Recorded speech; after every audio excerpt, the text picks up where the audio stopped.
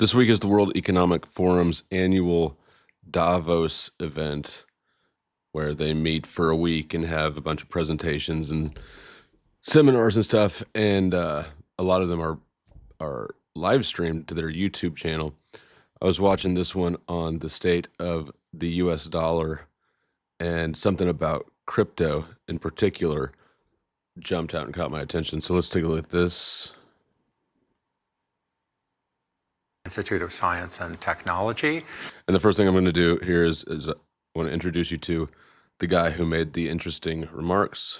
And Raghu Rajan, who's a professor at Chicago and has been, of course, governor of the Central Bank of India and chief economist at the International Monetary Fund. Governor of the Central Bank of India and chief economist at the IMF.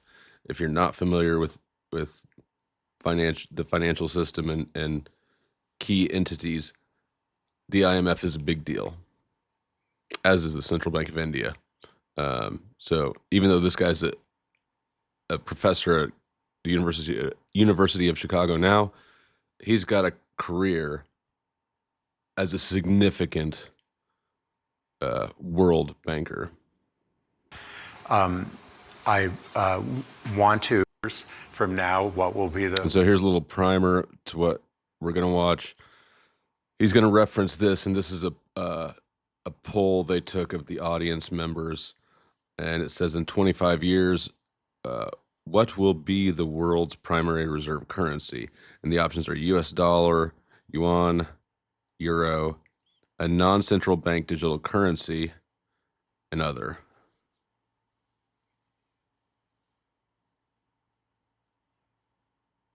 And by the time this slide moved off screen, the US dollar was leading at 53%. Second in line, though, was a non-central bank digital currency.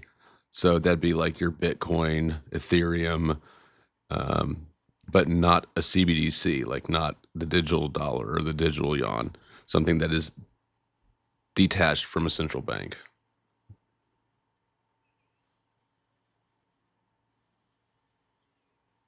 Dominant reserve currency. So in a multipolar world, what does it mean to be the dominant reserve currency? Less clear. Also, I wonder about the point about a non-central bank reserve currency. So this is not the question he was asked. He's referring back to the slide we just looked at.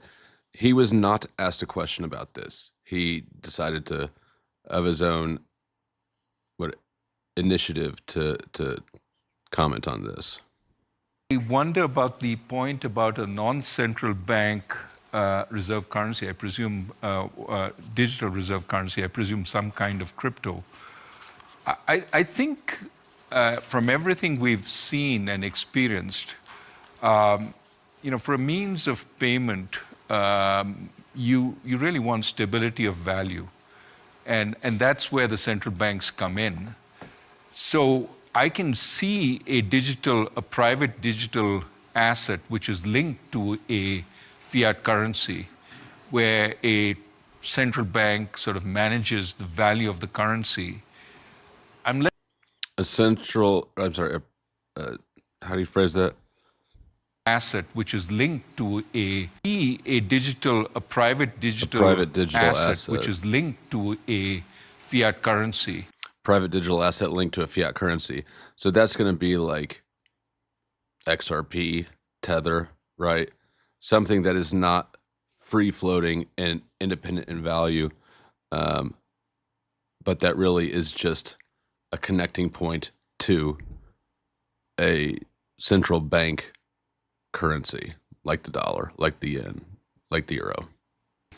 Where a central bank sort of manages the value of the currency. I'm less confident that we will see a untethered, unanchored digital crypto as a widespread means of payment. Did you see how uncomfortable he got after he said untethered? We'll watch it again in a second, but Tether, for those who don't know, Tether is a specific stable coin, which means it's a cryptocurrency that is benchmarked to the dollar. A tether always costs $1, or at least it did when I was messing around with crypto. It's been a few years now. I assume that that's the same way. I think that this is just my theory. I think that this dude just gave us a peek behind the curtain. I think that what he's saying in response to this poll is, hey, it's not going to be Ethereum. It's not going to be Bitcoin. It's not going to be an independent central bank digital currency, but it will use crypto to facilitate exchange of central bank currencies. I think he just told us which one too, and that's why he kind of geeked out after he said the word untethered. I think that he means tether. Tether will be the one. This is not financial advice. Don't blame me if you take this and run to the bank with it. But let's look at him again. I'll back it up a little further. Get a baseline for his body language, and then watch how much he kind of chokes on himself after he says untethered. He doesn't see it happening untethered. Which is linked to a fiat currency, where a central bank sort of manages the value of the currency.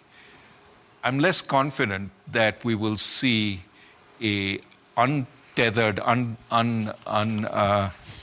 unanchored digital crypto as a widespread means of payment. I think the concern many That threw him all the way off. The significance is that this to me looks like I've gotten verification and confirmation of what I've been sort of preaching for about 4 or 5 years now, which is that private crypto coins, not going to be shit in the long run. They're trash. The central banks are allowing the free market to stand up basically the infrastructure and work the kinks out of the system before they actually move into it and take it over. But once they do, once central bank digital currencies roll out in a serious way, first of all, the first thing that's going to happen is immediately all the private cryptos are going to tank, right? Just the introduction of a CBDC is going to tank private cryptos. Then, no doubt, the politicians will end up claiming that private coins are for criminals, drug dealers, money launderers, all that stuff, and move to outlaw it entirely. And what we'll have left is a CBDC, basically the same central bank system we use now, except it will be on blockchain that is not independent like Bitcoin is supposed to be, but is actually centrally controlled. Thanks for watching. Like, subscribe, comment, share.